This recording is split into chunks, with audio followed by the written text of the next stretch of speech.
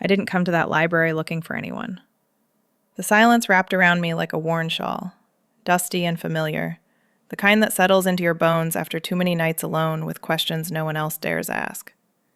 I pushed through the heavy oak doors, the air inside thick with the scent of forgotten ink and shadowed corners. My heart thudded against my ribs as I stepped into the aisles, narrow paths lined with shelves that stretched like veins through the dim light. I'd come for the erased stories, the lesbian histories scrubbed from the pages of time, pulling me toward the forbidden stacks at the back where the real truths hid. That's when I saw her, the librarian, her steady gaze cutting through the haze, the air thickening between us like silt stirred from the riverbed. The weight of those leather-bound volumes pressed against my palms as I lifted the first one, heavy as unspoken regrets. The scent of aged paper clung to my skin, faint and musty, seeping into my sleeves like a secret I couldn't shake. I settled at a scarred oak table in the far corner, the chair creaking under me, and opened to the title that had haunted my thoughts. The Well of Loneliness by Radcliffe Hall. Banned, burned, buried. Its world of quiet defiance mirrored the ache I'd carried since leaving the city, where every glance felt like a risk. Hall's words pulled at me, Stephen Gordon's isolation echoing my own, a woman loving women in a time that demanded silence. My fingers traced the faded gilt edges, the paper brittle under my touch. I wasn't here for comfort. The library's hush amplified every rustle, every breath, turning the space into a confessional I hadn't meant to enter. Days melted into one another as I delved deeper, my notebook filling with scribbled notes on censored lives, women whose names had been erased like footprints in wet sand. Validation hid in those hidden narratives, promising that my longings weren't anomalies, weren't sins to bury. But the stacks felt alive, watchful, the shadows lengthening as afternoon light slanted through high windows, dust motes swirling like hesitant confessions. Her quiet movements caught my eye first. The librarian moved through the aisles with a deliberate grace, her calloused hands sliding volumes back into place, fingers lingering on spines as if coaxing secrets from them. She was older than me, maybe mid-40s, with short-cropped hair streaked gray and a posture that spoke of carrying heavy loads without complaint. Her shadow shifted across the floorboards, long and wavering, like an unspoken warning trailing her steps. I froze once, mid-note, when she passed too close, the faint scent of her, clean soap and something earthy, like turned soil, brushing past. She didn't speak, but her presence lingered, a subtle pressure against the isolation I'd built around myself. That tug grew sharper each visit. Isolation had been safe, a fortress of solitude where I controlled the narratives, where no one could challenge the walls I'd raised after my last heartbreak. But history's raw ache clawed at it, demanding I face the women who'd loved before me, who'd paid for it in silence or worse. My hands trembled as I reached for another book, a compilation of suppressed diaries, the leather cool and unyielding. What if these stories broke me open? What if they proved I wasn't alone? But the proof came at the cost of everything I'd hidden. The librarian's shadow fell across my table again. Not intrusive, just there. And I wondered if she saw the fracture lines in my resolve. The air in the stacks carried a chill, the kind that seeped into your joints, making every movement deliberate. I flipped pages slowly, absorbing the fragments of lives interrupted, lovers parted by scandal, communities scattered by raids. Radcliffe Hall's trial echoed in my mind, the obscenity charge that branded her work unfit. Unfit for a world that couldn't bear the sight of us. My own life felt small against it, my guarded heart a pale echo. Yet it stirred something fierce. I wanted to claim those narratives, to let them validate the quiet yearnings I'd suppressed, the way I'd flinch from touch in crowded bars, preferring the safety of distance. She shelved a book nearby, the soft thud pulling my gaze. Her hands were steady, veins prominent against pale skin, marks of labor that spoke of mending what others broke. I envied that steadiness, the way she handled the tomes without flinching. My internal pull warred on. Stay walled in, safe from the ache of recognition. Or let the history's raw edge cut deeper, forcing me to feel. The scent of aged paper intensified, clinging tighter, as if the books themselves urged me forward. As days blur in the dim light, the research deepens, roots digging into forgotten soil. I push deeper into the restricted section, the air growing cooler, heavier with the weight of centuries. The lock on the gate had given way after hours of quiet negotiation with the attendant, but it felt like crossing into a sanctum where words had been shattered and pieced back wrong. My fingers, still carrying the faint grit from earlier pages, pried open a slim volume of reconstructed texts, its cover cracked like dry earth. There, amid footnotes and debates, lay fragments of Sappho. Lines pieced from ashen memory, words fragmented like shattered glass scattered across the page. The first one hit me low in the chest. I loved you once, long ago, or something close, the translation wavering between longing and loss. My body tensed with each line, shoulders drawing tight, breath catching, as if the ancient Greek air had slipped through time to press against my skin. It mirrored the suppressed longings of my own life, those nights I'd lain awake tracing the curve of my own arm, imagining a touch that never came, a voice that matched my whispers in the dark. Sappho's voice, broken yet defiant, stirred the silt in me, the hidden currents of desire I'd dammed up after too many rejections, too many silences that echoed louder than shouts. I read on, the lamplight casting a yellow pool over the page, my pulse syncing with the rhythm of the verse. Another fragment. Something about the moon and a girl's laughter, tender and unreachable.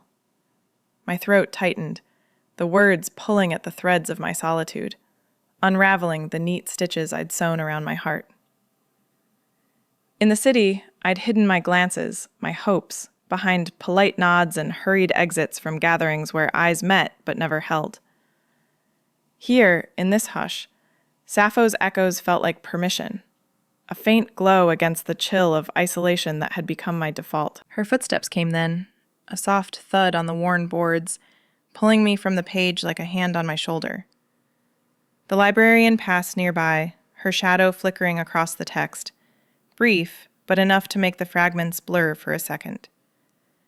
She carried a stack of returns, her movements unhurried, the faint scrape of her shoes the only sound breaking the library's breath.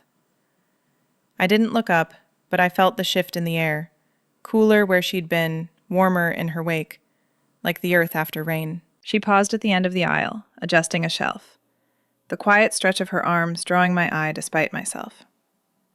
Her profile was sharp in the dimness, jaw set in concentration, a strand of gray hair escaping to curl against her neck. When she turned slightly, her gaze lingered. Not intrusive, but heavy with shared silence, as if she knew the weight of those broken lines, the way they could carve into you.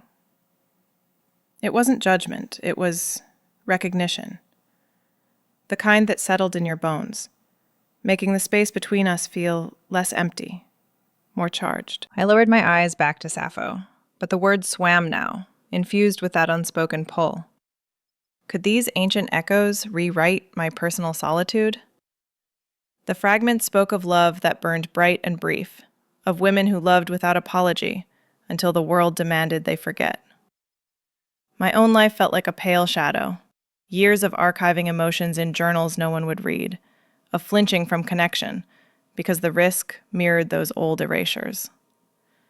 What if claiming her story meant claiming my own, letting the glass shards cut deep enough to let light through? The tension coiled tighter as I traced another line, my fingers pressing into the paper until the edges dented. Sappho's world on Lesbos, island of olive groves and sea salt, felt worlds away, yet pressed close, her longings a mirror to the ache I'd buried under layers of research and restraint. My body hummed with it, muscles taut, the library's chill seeping deeper as if to counter the inner heat. I wondered if she, the librarian, had ever held these pages, if her steady hands had trembled too. She moved on, the thud of her steps fading, leaving the aisle quieter than before. But the silence carried her now, woven into the fragments, making Sappho's words feel less like history and more like a conversation across time. My solitude, once a solid wall, cracked under the question. Could I let these echoes reshape me? Or would they only deepen the isolation? proving love always ended in shards. The library's hush settles heavier, pulling me toward riskier shelves. I lingered in the riskier shelves, where the volumes grew dustier, their spines cracked like parched earth under relentless sun. The hush had deepened, a tangible weight pressing on my chest, urging me to watch rather than read. From the corner of my eye, I tracked her, the librarian, moving through the stacks like a shadow with purpose. She was always at a distance, her calloused hands handling the tomes with a care that bordered on reverence. Fingers splayed gently to support the weight, thumbs tracing faded titles as if greeting old friends. Those hands spoke of work beyond the library, roughened edges catching the faint light, marks of gripping ladders or hauling crates, yet tender in their precision. I wondered what else they mended, what hidden breaks they'd touched. The pages before me blurred as my mind wandered to Ann Lister's coded diaries, those secret ledgers from the 180s where she encrypted her loves in Greek letters and numbers, a cipher for desires the world branded unnatural. I'd pored over reproductions earlier, the parallels stirring something deep, a quiet storm in my gut. Lister had hidden her heart in plain sight, loving women fiercely while society demanded denial. Her words a map to passions I'd only sketched in fleeting thoughts. My own hidden desires mirrored that. Nights spent decoding my own aches, wondering if confession would shatter or save. Watching her now, shelving a worn edition of Victorian letters, I saw echoes of that secrecy in her careful movements, as if she too guarded volumes no one else could read. My heart quickened when she smiled, a rare curve of her lips offered to an elderly patron inquiring about local histories.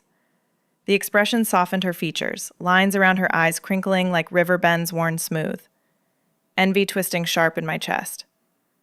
Why did it sting, that brief warmth given so freely to a stranger? Curiosity mixed with it, pulling at the edges of my restraint, making me question the walls I'd built. I ducked my head, pretending to scan a shelf of obscured memoirs, but the image lingered. Her smile, fleeting as dawn light on frost, stirring a hunger for its direction. I avoided her direct paths, weaving through aisles that twisted like veins in the building's old bones, choosing corners where the air hung stillest.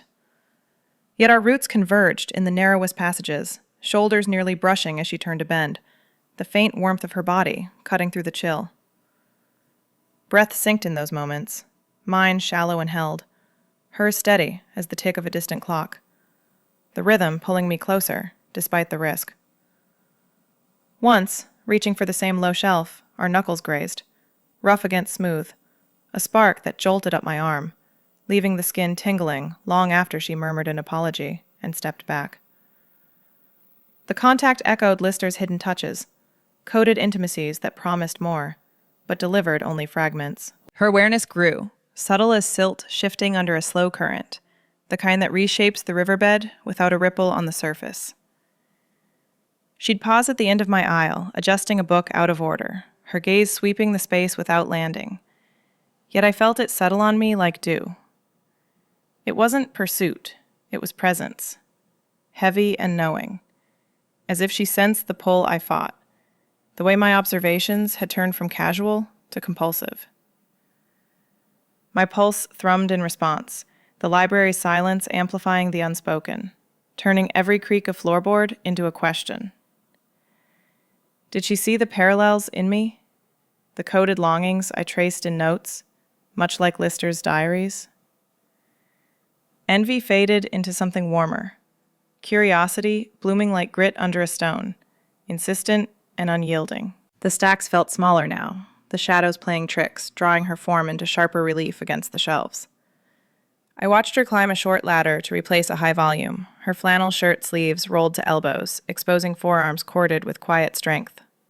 Ann Lister's world flashed again, bold in her journals, veiled in life, stirring my own veiled yearnings, the desire to decode not just history, but the woman before me. Heart racing, I slipped behind another row, but the envy lingered, mixing with a pull that made avoidance futile. Our paths crossed again, breaths aligning in the tight space, her scent of soap and earth faint but grounding. The silt shifted further, awareness mutual now, currents pulling beneath the surface. Curiosity turns to compulsion, leading to bolder explorations. Compulsion drove me to the locked cabinets at the rear, where the real erasures lived, hidden behind iron clasps, rusted from disuse. I signed the log with a steady hand, though my pulse betrayed me, hammering as the key turned with a reluctant scrape. The door swung open on hinges that groaned like a warning, releasing a puff of stale air thick with the tang of mold and ink long dried. Inside, the shelves sagged under volumes too fragile for open stacks, their covers warped, pages yellowed to the edge of crumbling. I pulled out a dossier on 192's lesbian salons, those clandestine gatherings in Harlem and Paris, speakeasies turned sanctuaries where women danced close, shared smokes, and whispered futures unmarred by judgment. Raided by vice squads, records torched or sealed, their stories reduced to footnotes and police blotters, erased like chalk from a blackboard after rain. My fingers ache from the start, tips numb as I turn the brittle pages, each one flaking at the edges under my touch. The paper felt like skin stretched too thin, emotions raw as exposed nerves firing in the chill. One account detailed a Greenwich Village club, the Clam House, where Gladys Bentley held court in a tuxedo, her voice a bold contralto cutting through the haze of cigarette smoke. Lovers linked arms on the floor, bodies swaying to jazz that pulsed like a shared heartbeat, until the doors burst open, cops with billy clubs, hauling women into wagons under charges of indecency. I traced the faded news clippings, the names blurred but insistent. Ethel, Lorraine. Faces lost to mugshots now yellowed and anonymous. Their defiance mirrored my own buried fire, the way I'd once slipped into underground readings, hands brushing in dim bars before pulling back, fearing the raid that never came but always loomed. The cold air in the cabinet room bit deeper, seeping through my sweater, making my shoulders hunch as I leaned closer. Another salon, in Berlin's shadowy cafes before the Nazis rose. Women in fedoras and skirts, debating Wolf and Stein over absinthe, their laughter a fragile shield. Raided in 33, books burned alongside the salon's ledgers, lives scattered like ash on the wind. My chest tightened reading it, the rawness spreading, nerves alight with a mix of fury and grief. These weren't distant tales. They echoed the fragments of my life, the cautious glances at women's events, always scanning exits, always half expecting the world to crash in. Fingers cramping, I pressed on, turning pages that crackled like dry leaves, each revelation a cut that bled validation into my veins. She appeared more often now, the librarian, her footsteps a familiar rhythm pulling me from the depths. The first time, she materialized at the cabinet's edge, arms crossed over a flannel shirt worn soft at the elbows. The cold air carried her warmth, a faint heat that cut through the damp chill like sunlight on frost. "Those files," she said, voice low and measured, nodding to the open dossier. "The binding's weak, handle from the bottom." Her tone was practical, no judgment, just fact. But her eyes held mine a beat longer, dark and steady. I nodded, adjusting my grip, the brief exchange warming the space between us like embers stirred. It happened again the next visit, as I wrestled with a ledger of seized artifacts from a Chicago party, dresses confiscated, diaries shredded. My fingers throbbed, smudged with faint ink, emotions fraying at the edges. She leaned in from the doorway, presence grounding, her scent of soap and earth a quiet anchor. "Page corners are lifting," she murmured, close enough that her breath ghosted the air. "Use the weights from the desk." Voices stayed low, measured, like stones skipped across still water, rippling without breaking the surface. I followed her lead, the simple instruction easing the ache in my hands, her nearness easing something deeper, a tension I hadn't named. The internal conflict rose with each session, truth's double edge glinting sharper. These accounts healed in fragments, proving we'd always existed. Loved fiercely despite the raids, the erasures, but wounded deeper too, stirring fears I'd buried. What if knowing made me more visible, more vulnerable to the world's old hammers? The salon's ghosts pressed close, their silence joys a mirror to my guarded heart, the one that yearned for touch but recoiled at the cost. Fingers aching worse now, I closed the dossier, the snap echoing in the hush. She was there again, watching from the threshold, her warmth a counter to the cold truth coiling in me. Did she see the war in my eyes, the healer harm teetering? Days blurred further, the cabinet room my reluctant confessional. Another raid detailed, a London flat in 28, women mid-kiss when authorities stormed, lives upended for gross indecency. Raw nerves sang with it, my own suppressed touches flashing. A hand withdrawn too soon, a letter unsent. She entered fully once, handing me a cloth for the dust, our fingers brushing, rough against chilled skin.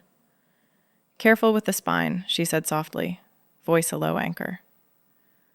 The exchange lingered, measured words bridging the chill, her presence warming the air, pulling at my conflict. Truth promised mending, but at what scar? The weight pressed heavier, emotions raw, fingers numb from the brittle fight. Yet her appearances steadied me, a warmth against the cold revelations. Internal storm raged.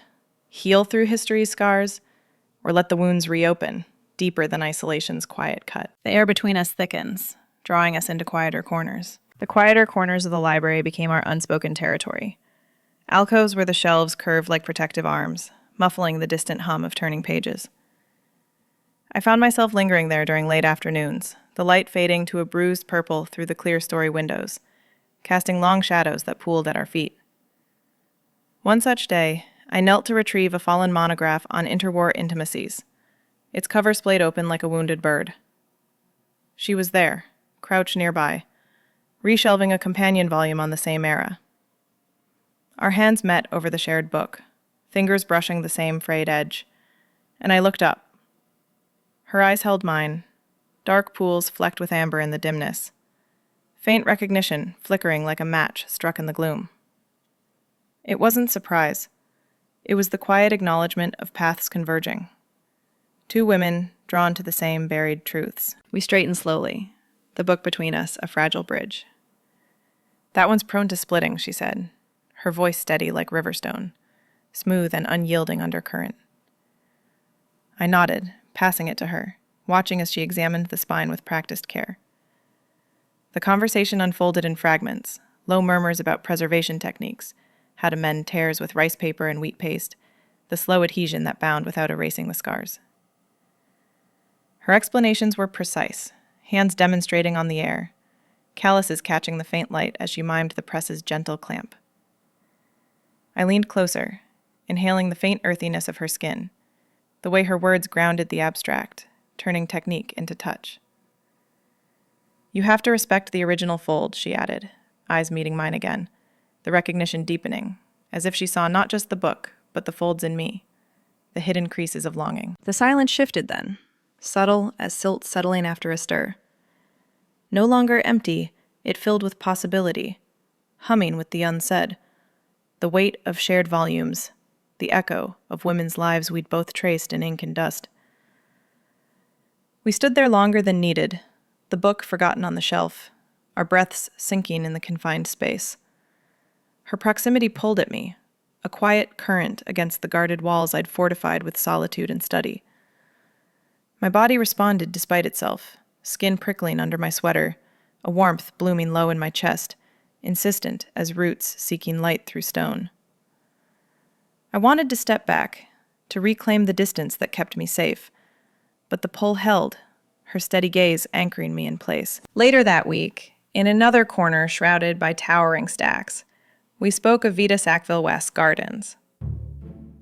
I'd uncovered a slim treatise on Sissinghurst, her estate a metaphor for tangled hearts. Hedges clipped to hide wild growth, paths winding through blooms that defied the frost. She built walls to contain it all, I said, flipping to a passage on the White Garden, its purity a veil over deeper entanglements with Virginia Woolf. Her voice joined, steady as before, recounting how Vita layered soil and stone, nurturing what society pruned. But the roots spread anyway, she murmured, leaning against the shelf, her arm inches from mine. The words hung, laced with subtext. Vita's love's a mirror to our own guarded blooms, tangled, resilient, pushing through the ordered rows we'd imposed on ourselves. My pulse quickened at her nearness, the air thickening with the scent of aged vellum and her subtle warmth. Body taut, I felt the quiet pull intensify, a magnetic draw that tested my walls, cracking the mortar of isolation. Her eyes held that faint recognition again, as if she knew the gardens within me, the wild undergrowth I'd let wither. We discussed the techniques further, how to propagate cuttings from shadowed spots, her hands gesturing, rough palms evoking the turn of soil. The silence between phrases filled fuller, possibility threading through like vines, wrapping around the barriers I'd clung to.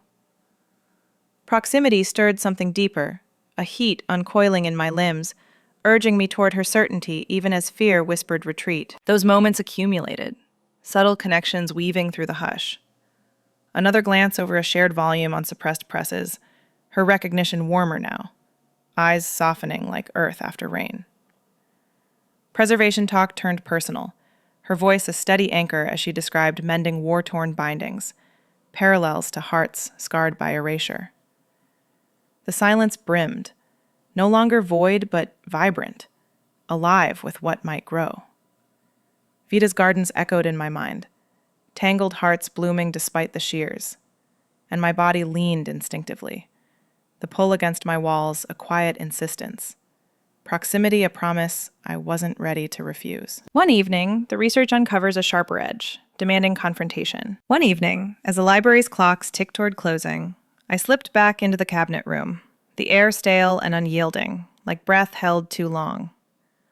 The sharper edge waited in a locked drawer I'd pried open earlier, its contents a slim folder labeled Classified, Post-War Purges. My hands, still raw from days of handling brittle edges, trembled as I lifted the cover.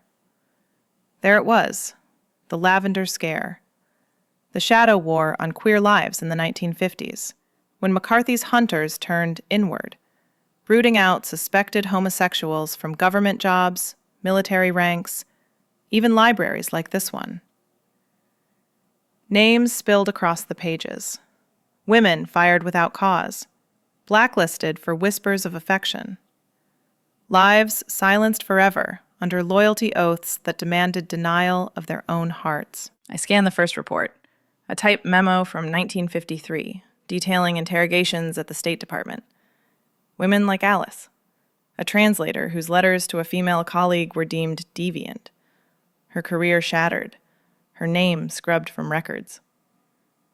Another, Eleanor, a librarian in D.C., dismissed for moral turpitude after a neighbor's tip about shared evenings, her books confiscated, her world reduced to isolation in a small apartment, echoes of suicide notes pieced from fragments. The ink blurred under my gaze, not from age, but from the heat rising in my chest, tight and unyielding, like wire coiling around ribs. These weren't abstract histories. They mirrored my unspoken fears. The way I'd once applied for a fellowship, only to withdraw after a colleague's offhand joke about vetting personal lives. The terror of exposure that kept me from deeper ties, from admitting the women I'd loved in silence. Tears pricked, hot and insistent, blurring the ink further as I turned to a list of purged civil servants, over 5,000 names, mostly women whose quiet partnerships were twisted into threats. One case gripped me.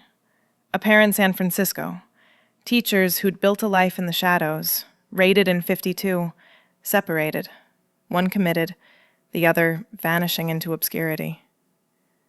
My breath came shallow, chest constricting as if the room's walls pressed in, the past's chill seeping into my bones. It echoed my own buried dreads, the family silences after I came out, the job hesitations where I'd code my weekends as research, fearing the purge that lingered in modern forms, lost opportunities, sidelong glances, the constant guard against being seen. Fingers clutched the page, knuckles white, emotions surging raw, a sob caught in my throat as the weight settled, heavy as silt dragged from depths. From the shadows at the room's edge, she noticed. The librarian emerged like a figure from the stacks themselves, her form materializing in the doorway's gloom, footsteps silent on the worn rug. She didn't rush. Her approach was inevitable, drawn by the hitch in my breath, the faint rustle of the folder slipping in my grip. The air shifted with her, carrying that grounding scent of earth and soap, cutting through the musty confinement. She stopped a pace away, eyes dark and assessing, taking in the tears tracking down my cheeks, the tremor in my hands. No words at first, just presence, steady as the oak beams overhead. Her hand extended then, not to me but to the nearby shelf, palm pressing flat against the wood, inches from my arm, fingers splayed wide, calluses rough against the grain. It wasn't touch, but near enough to feel the warmth radiating, a barrier against the cold flood of grief. The gesture anchored the space, her arm a quiet line between me and the unraveling pages, offering solidity without intrusion. I looked up, words faltering on my lips. It's just, they took everything. The sentence breaking, vulnerability cracking the fortress of solitude I'd armored myself in. The tears fell freer now, ink smudging under my thumb, the purge's ghost pressing close, mirroring fears I'd walled away. The what-ifs of exposure, the love silenced before they bloomed. She held there, hands steady on the shelf, her gaze unwavering, heavy with an empathy that bridged the gap without closing it. The room's hush amplified my ragged breaths, the conflict raw, history's truths validating my hidden self, yet wounding with their finality, lives erased like footnotes. Her nearness eased the vice on my chest, not erasing the ache, but sharing its weight, the unspoken understanding in her eyes, hinting she'd traced these wounds before. Words failed me further, reduced to a whisper. Why hide it all? The fortress crumbling, solitude's stones shifting under the press of connection. Tears blurred her outline, but her hand remained, near and unmoving, a silent vow in the charged dimness. The folder slipped to the table, pages fanning like fallen leaves, the lavender scare's shadows lingering. My chest heaved, fears unspoken, now voiced in fragments, vulnerability spilling into the space between us.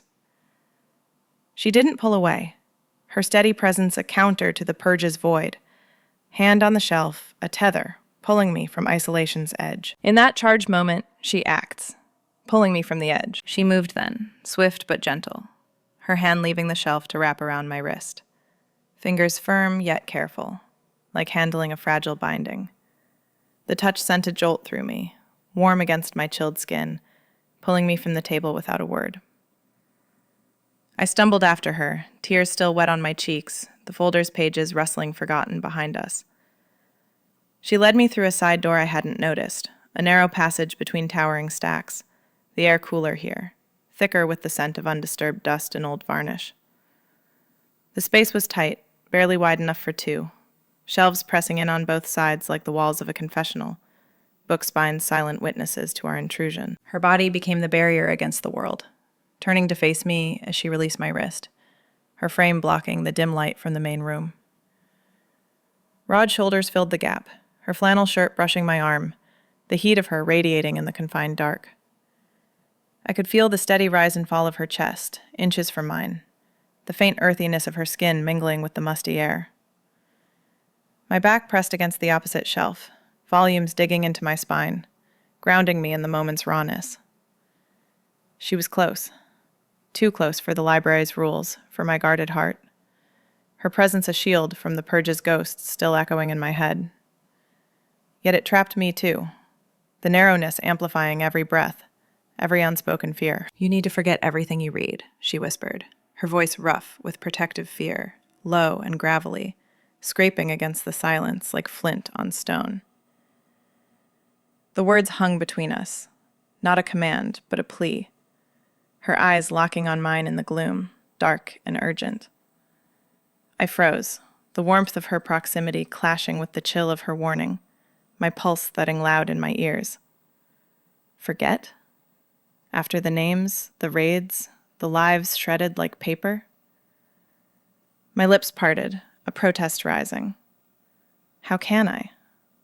But she leaned closer, her hand rising to hover near my shoulder, not touching, just near enough to feel the air shift. Her eyes darkened further, shadows pooling in them as she drew a breath, the confession spilling soft. I brushed against those histories too close once. Years back, archiving a collection from a raided archive. Letters from women like those in your folder, coded loves seized in the scare. I read them all, pieced the fragments, felt their ache settle in me like silt. Her voice cracked slightly, rough edges softening, revealing the weight she'd carried. One box held a diary from a librarian like me, dismissed in '54. Her notes on forbidden reads turned against her. They blacklisted her, scattered her things. I kept one page hidden, a line about holding a lover in the stacks. But it haunted me, proved how the past can pull you under if you let it. She paused, gaze dropping to my lips, then back. The vulnerability raw, her body still a solid wall. Breaths mingling now, warm and uneven in the tight space. Emotional intimacy built in that confined dark, the air humming with her words, our shared silences weaving tighter. I could smell the faint trace of her soap, clean and grounding, cutting through the dust. Her nearness stirring something deep, a pull I'd resisted in the aisles, now impossible to ignore. Her eyes held mine, not with pity but with a fierce empathy, the kind born from knowing the same wounds, the censored parts of ourselves. Breaths synced, mine quickening to match hers, the space between us shrinking as she shifted, her knee brushing mine accidentally, sending a spark up my leg. The revelation of her own brushes with those histories cracked something in me, her protective fear mirroring my own buried terrors, turning isolation into connection, the dark a cocoon for truths we'd both guarded. I resisted at first, body tensing against the shelf, walls rising instinctive. Forget the truths that validated me? Let the erasures win? I can't just erase them, I whispered back, voice trembling, pushing lightly in her arm, the contact electric despite the defiance. But her certainty held, unyielding as riverstone, her hand finally settling on my shoulder, thumb tracing a slow circle through my sweater, warm and reassuring. The touch melted the resistance, my body leaning into her despite itself, walls softening like old leather under careful hands. Her presence enveloped me, breaths mingling closer, the rough whisper of her warning shifting to a shared exhale. Intimacy blooming in the narrow dark, fears easing into something tender, possible. The revelation lingers, reshaping the quiet nights that follow. Those quiet nights reshaped everything. The library's hush, no longer a barrier, but a shared breath we drew together. Evenings unfolded in the alcoves after closing. The main doors locked, but the stacks, ours alone, lit by a single desk lamp's warm glow. I'd spread my notes across the table, fragments of purges and passions mingling with her quiet arrivals, a thermos of tea in hand, steam curling like tentative fingers. We sat side by side, not touching at first, the mutual quiet a comfort that wrapped around us, deeper than words.